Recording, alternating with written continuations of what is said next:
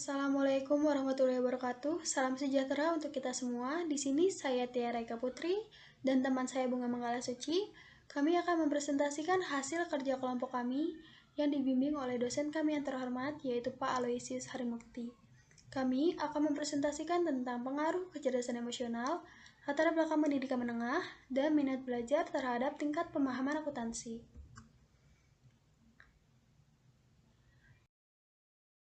Pada bab pertama, terdapat rumusan masalah, tujuan penelitian, manfaat penelitian.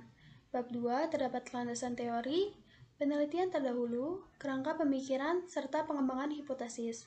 Bab ketiga, terdapat desain dan tahap penelitian, variabel penelitian, metode penelitian, dan metode analisis data. Bab 4, terdapat desk profil responden, uji outer model, uji inner model, serta uji hipotesis. Bab kelima, terdapat kesimpulan. Masalah. Yang pertama, apakah kecerdasan emosional berpengaruh terhadap tingkat pemahaman akuntansi? Bab kedua, apakah latar belakang pendidikan menengah berpengaruh terhadap tingkat pemahaman akuntansi? Bab ketiga, apakah minat belajar berpengaruh terhadap tingkat pemahaman akuntansi? Penelitian. Yang pertama, untuk menguji dan menganalisis pengaruh kecerdasan emosional terhadap tingkat pemahaman akuntansi.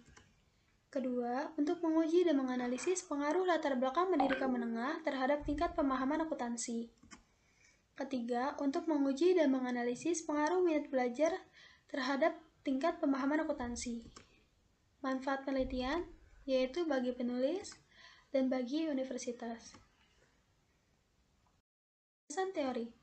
Yang pertama ada kecerdasan emosional, yang kedua latar belakang pendidikan menengah, ketiga ada minat belajar, dan yang terakhir yaitu tingkat pemahaman akuntansi. Penelitian terdahulu. Yang pertama ada Yola Yorika pada tahun 2013, yaitu tentang pengaruh kecerdasan emosional, kecerdasan intelektual, dan minat belajar terhadap tingkat pemahaman akuntansi. Kedua ada Linda Atik Rohana dan Sugeng Sutrisno pada tahun 2015, yaitu tentang pengaruh kecerdasan emosional, perilaku belajar, dan minat belajar terhadap tingkat pemahaman akuntansi. Ketiga ada Putri Andini Indah Lestari, Rispantio, dan Joko Kristianto pada tahun 2018, yaitu tentang pengaruh kepercayaan diri, motivasi belajar, dan latar belakang pendidikan menengah terhadap tingkat pemahaman akuntansi. Yang keempat ada Ranti Melasari pada tahun 2018, yaitu tentang pengaruh kecerdasan intelektual, kecerdasan emosional, dan minat belajar terhadap tingkat pemahaman akuntansi pada mahasiswa akuntansi. Yang kelima ada Manhart pada tahun 2021, yaitu tentang pengaruh latar belakang pendidikan menengah mahasiswa, gaya mengajar dosen, dan minat belajar terhadap tingkat pemahaman akuntansi. Kerangka pemikiran. Yang pertama ada kecerdasan emosional, X1, hipotesis 1 pada tingkat pemahaman akuntansi. Latar belakang pendidikan menengah, yaitu X2, hipotesis kedua terhadap tingkat pemahaman akuntansi. Yang ketiga ada minat belajar atau X3 pada hipotesis ketiga terhadap tingkat pemahaman akuntansi. Hipotesis. Yang pertama ada kecerdasan emosional berpengaruh positif terhadap tingkat pemahaman akuntansi. Kedua, latar belakang pendidikan menengah berpengaruh positif terhadap tingkat pemahaman akuntansi. Ketiga, ada minat belajar berpengaruh positif terhadap tingkat pemahaman akuntansi. Desain dan penelitian. Tahapan penelitian terdapat perencanaan, pelaksanaan, serta penulisan. Desain penelitian berupa metode kuantitatif. Variabel penelitian terdapat dua, yaitu independen dan dependen. Yang independen yaitu kecerdasan emosional, latar belakang pendidikan menengah, serta minat belajar. Sedangkan yang dependen yaitu tingkat pemahaman akuntansi. Metode penelitian. Tempat dan waktu penelitian bertempat di Universitas Bhayangkara Jakarta Raya Bekasi pada November sampai Desember 2021. Populasi dan sampel mahasiswa Universitas Bhayangkara Jakarta Raya Bekasi, Fakultas Ekonomi, Prodi Akuntansi sebagai populasi dan sebagian mahasiswa Prodi Akuntansi sebagai sampel. Jenis data berupa data primer, sumber data yaitu mahasiswa Universitas Bhayangkara Jakarta Raya Bekasi, teknik pengumpulan data menggunakan kuesioner atau Google Form. Metode analis data terdapat 3, yaitu uji outer model. Dalam menilai outer model dalam PLS, terdapat 3 kriteria. Salah satunya adalah melihat convergent validity, sedangkan untuk 2 kriteria yang lain yaitu discriminant validity dalam bentuk square root of average variance extracted atau AVE dan composite reliability. Uji inner model. Inner model menentukan spesifikasi hubungan antara konstruk laten satu dengan lainnya. Inner model dapat dievaluasi dengan melihat stabilitas dari estimasi yang dinilai menggunakan uji statistik yang dilihat melalui prosedur bootstrapping. Uji hipotesis, sebuah proses untuk melakukan evaluasi kekuatan bukti dari sampel dan memberikan dasar untuk membuat keputusan terkait dengan populasinya.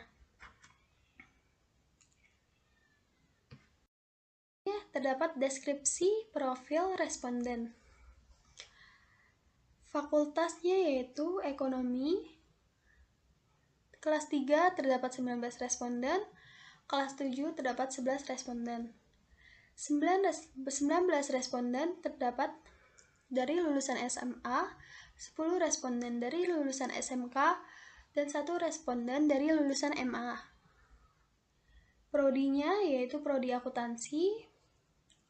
Jurusan IPS terdapat 12 responden, jurusan AK atau akuntansi terdapat 10 responden, jurusan IPA terdapat 8 responden.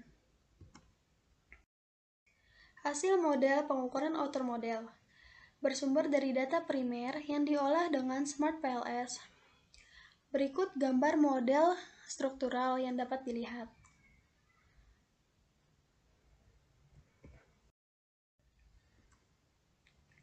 Outer model. Convergent validity. Nilai convergent validity adalah nilai loading faktor pada variabel laten dengan indikator-indikatornya. Berikut hasilnya.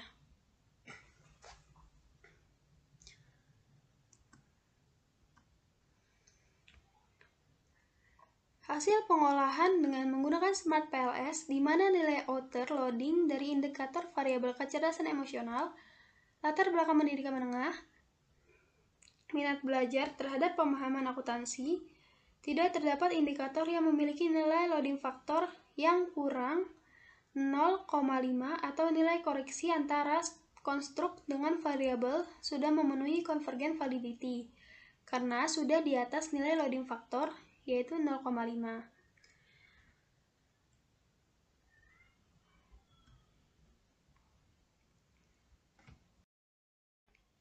Ada composite reliability. Untuk mengetahui reliabilitas instrumen, pengukuran yang digunakan untuk penelitian ini dapat diketahui dengan skor Cronbach's alpha dan composite reliability.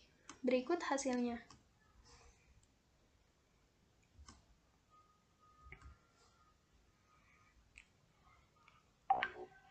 Di mana skor yang dianjurkan untuk composite reliability adalah lebih dari sama dengan 0,5.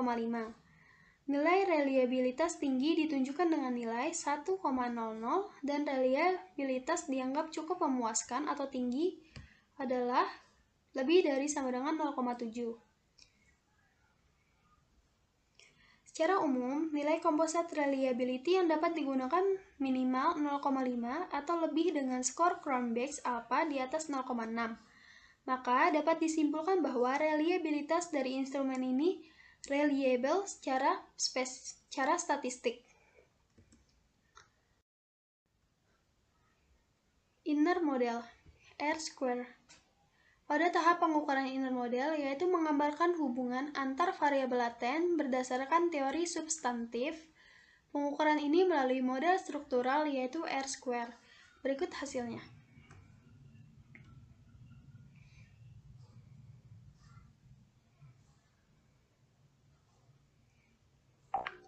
Berdasarkan sajian data tabel di atas, dapat diketahui nilai adjust R-square variabel tingkat pemahaman akuntansi Y adalah 0,458 atau 45,8%.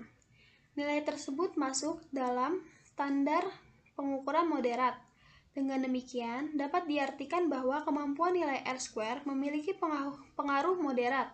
Hal ini menunjukkan bahwa variabel kecerdasan emosional, latar belakang pendidikan menengah, minat belajar, terhadap tingkat pemahaman akuntansi sebesar 45,8% atau masih ada 54,2% variabel lain yang belum diteliti dalam penelitian ini.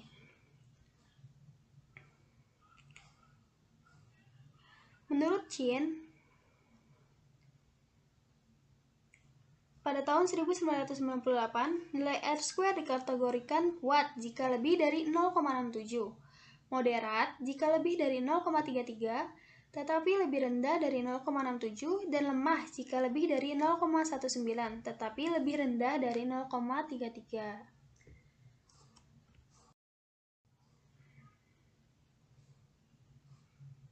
Uji hipotesis.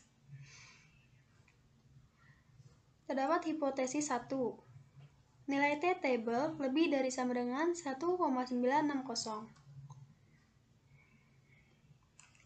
Hasil pengujian hipotesis pertama menunjukkan hubungan kecerdasan emosional terhadap tingkat pemahaman akuntansi sebagaimana dilihat pada tabel menunjukkan nilai O yang merupakan koefisien jalur sebesar 0,336 dengan nilai T statistik sebesar 2,369. Nilai tersebut lebih besar dari nilai T-table yaitu 1,960. Sehingga dapat diartikan bahwa kecerdasan emosional berpengaruh positif terhadap tingkat pemahaman akuntansi. Hipotesis kedua. Hasil pengujian hipotesis kedua menunjukkan hubungan latar belakang pendidikan menengah terhadap tingkat pemahaman akuntansi, sebagaimana dilihat pada tabel menunjukkan nilai original atau O yang merupakan koefisien jalur sebesar 0,231 dengan nilai T statistik sebesar 1,185. Nilai tersebut lebih kecil dari nilai T-table yaitu 1,960, sehingga dapat diartikan bahwa hubungan latar belakang pendidikan menengah tidak berpengaruh terhadap tingkat pemahaman akuntansi. Hipotesis ketiga. Hasil dari pengujian hipotesis ketiga menunjukkan bahwa hubungan minat belajar terhadap tingkat pemahaman akuntansi, sebagaimana dilihat pada tabel menunjukkan nilai O yang merupakan nilai koefisien jalur sebesar 0,372 dengan nilai T statistik sebesar 2,131. Nilai tersebut lebih besar dari nilai T-table, yaitu 1,960. Sehingga dapat diartikan bahwa minat belajar berpengaruh positif terhadap tingkat pemahaman akuntansi. Kesimpulan, kecerdasan emosional berpengaruh positif terhadap tingkat pemahaman akuntansi. Latar belakang pendidikan menengah tidak berpengaruh terhadap tingkat pemahaman akuntansi, dan minat belajar berpengaruh positif terhadap tingkat pemahaman akuntansi. Sekian presentasi yang dapat kami sampaikan. Kurang lebihnya mohon maaf apabila ada kata-kata yang salah. Wassalamualaikum warahmatullahi wabarakatuh.